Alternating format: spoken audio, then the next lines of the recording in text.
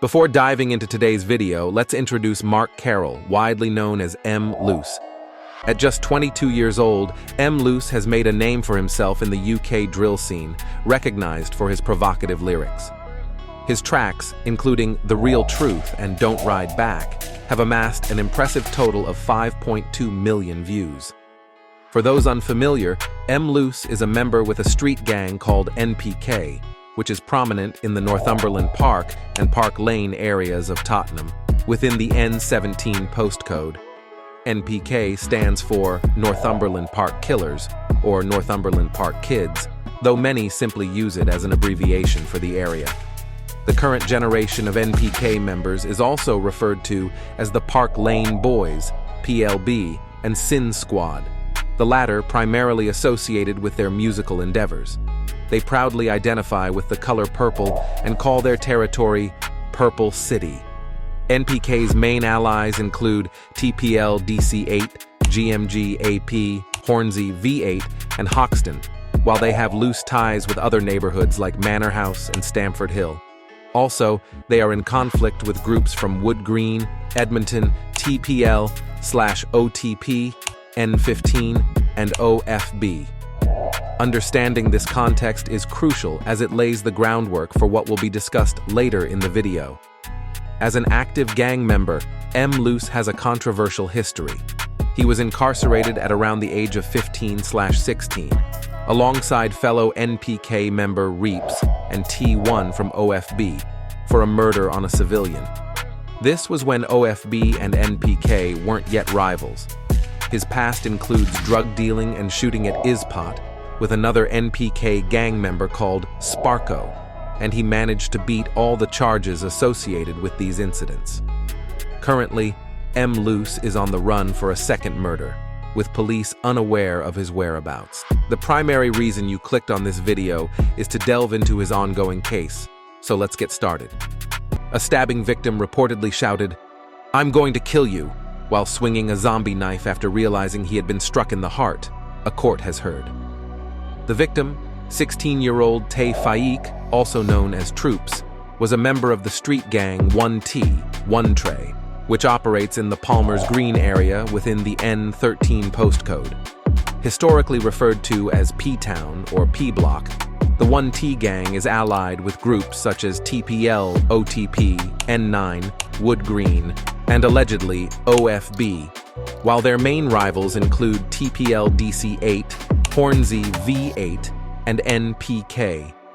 The fatal incident took place on the 1st of October 2023 near Taze home in Kendall Gardens, Edmonton. According to the prosecution, the attack was premeditated, with Josiah Semper and 3 others arriving in a Toyota RAV4 to carry out a retaliatory strike over a previous robbery. While tensions between the two gangs had existed, they were considered relatively minor compared to their other disputes. However, Troopz' death has significantly escalated the conflict. Mr. Semper, 18, and Bernard Carroll, 19, are on trial at Snaresbrook Crown Court, accused of Taze murder.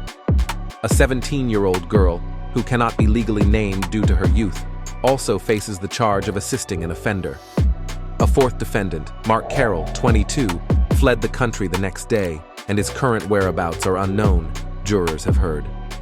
On Monday, October 7th, Mr. Semper admitted inflicting the fatal blow with an 8-inch flick knife, but told jurors it was because he feared Tay was about to stab him.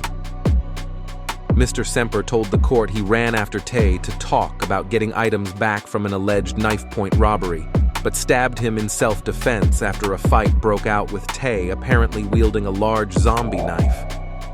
The court heard Mr. Semper was previously convicted for possessing a Rambo knife in August 2022, and then for having 2 knives near his home in October the same year.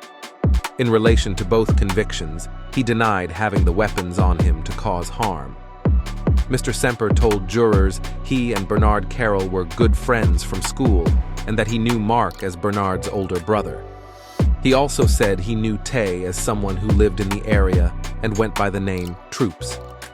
Asked if there were any differences, arguments, or tensions between them, Mr. Semper said nothing and denied knowing where he lived. Asked by defense counsel Rudy Fortson KC what degree of harm he meant to inflict on Tay, Mr. Semper said, "None at all. I did not really know what I was doing in that moment. I was just scared." Asked if he intended to kill him or cause really serious harm, Mr. Semper told jurors, "No."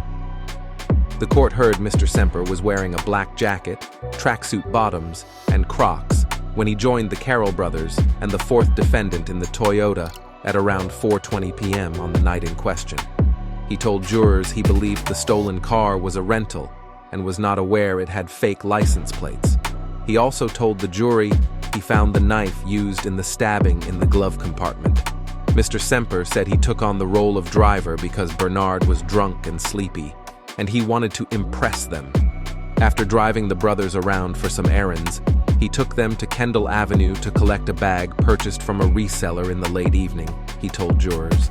It was at this point he stopped the car at the end of the road and picked up the knife in the glove compartment. Asked why he took the weapon, Mr. Semper said, "Because I knew Tay had a reputation for carrying weapons." He told the court he then put the knife in his jacket pocket, just in case, then ran after Tay to catch up with him. Asked why he was running after him, Mr. Semper said, "Because he previously robbed my friend at knife point." Adding, "I was simply going to ask Tay for the items." Asked by Mr. Fortson what reaction he expected from Tay, Mr. Semper said, "I don't know, not the one that I got." As I approached him, I asked him simply for the person's belongings back, and he's turned around, instantly turned aggressive. He said, "What? Are you trying to G-check me?" It's a term that's like, "Are you trying to question me?" Within literally seconds of saying that, he's reached for his waistband, and I remember distinctively seeing an orange-red handle. He pulled out with both hands, and from that point I turned around and tried to run. He screamed for his dog Trent, and I run towards Mark on the left side of the pavement. As I ran towards Mark, Tay ran towards me, and the dog ran towards Mark, and Tay dropped on the pavement behind me and on top of me. I was quite out of breath. I dropped to the floor. He was on top of me. I was fighting. He was trying to swing his knife, but because it was so large and so close, it was a black zombie-type knife with an orange-red handle of around 18 inches. He was trying to stab me. It was kind of face-to-face, his upper body and my upper body. We were both on the ground. I was grabbing his arm. There were no words spoken during this commotion. Mark eventually pulled me back from the ground. As I got up, Tay also got up with the knife and stepped towards me. At this point, I removed the folded knife from my jacket. His knife was held in his left hand, stepping towards me, swinging it towards me and Mark. I was scared of being stabbed. I took the knife in my jacket. I pointed it down towards the ground and it clicked into place. He took a step towards me and I struck him where he was holding the knife, in the left shoulder area. Mr. Semper then agreed the wound had in fact been to the chest, and that he accepted causing this injury. "I do not really know what happened," he continued. "My heart was pounding. My senses was not quite right. I just wanted him to stop swinging the knife at me. It did not seem to be effective at all. He was still screaming, telling his dog to attack. He was saying, 'Trent, Trent,' and the dog was jumping up at me after he spoke more words. After I backed away and told him to chill. Then Mark noticed he was bleeding. Tay looked down at his chest and saw he was bleeding. He said, 'What? You stabbed me.' After he said that, he tried to run towards me again and said, 'I'm going to kill you.' I said, 'Chill,' and tried to back off again. After that, Bernard came around the corner. Mr. Semper told the jury Tay ran off while he fled in the Toyota, with Bernard at the wheel, feeling scared and shaken up. Asked why he was wearing his hood up with a snood covering his mouth, Mr. Semper said, "It was cold." He then told jurors he parted ways with the group to disassociate himself, then stayed with a friend who he refused to name in open court. He denied helping to bleach the Toyota car, but admitted throwing his SIM card away. Mr. Semper told the court he learned of Tay's death on October 2nd, then flew to the Caribbean island of Antigua on October 5th, using money from his savings.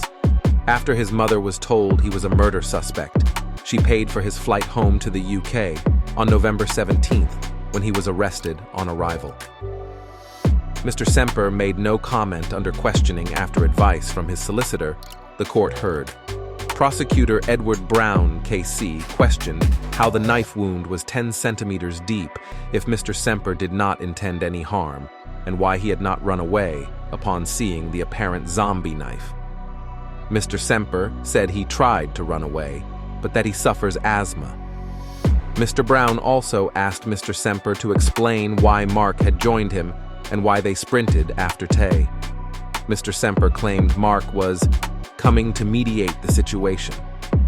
Explaining his previous knife convictions, Mr. Semper agreed he was caught with a Rambo knife designed to kill and maim, but that he just picked it up after being the victim of a robbery. He claimed his second conviction came after police caught him in the car park with 2 knives he used to pull off the battery compartment cover in a disused Mercedes parked near his house. Returning to the night in question, Mr. Brown said, "It was an attack you intended, wasn't it? You and Mark Carroll sprinted around the corner after Tay." Mr. Semper said, "Even if we did run, it was to talk to him." Mr. Brown said, "But you killed him." Mr. Semper said, "I guess, but I did not mean to." The trial continues. Before wrapping up the video, let us know in the comments which case you'd like to see covered next.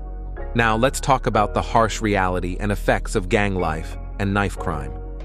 As you can see mentioned in this video, these lifestyles often bring devastating consequences, not just for those involved, but also for their families, friends, and communities. The cycle of violence can lead to incarceration, lifelong injuries, and even loss of life, leaving a permanent mark on everyone connected. However, there are alternatives and preventative measures that can make a difference. Community programs, mentorship, and educational initiatives offer positive pathways for young people at risk. By providing support, we can help steer them away from dangerous choices and towards brighter futures. Finally, we turn to Tface's story, a young life lost too soon. We extend our deepest condolences to his family and friends as they navigate this difficult time.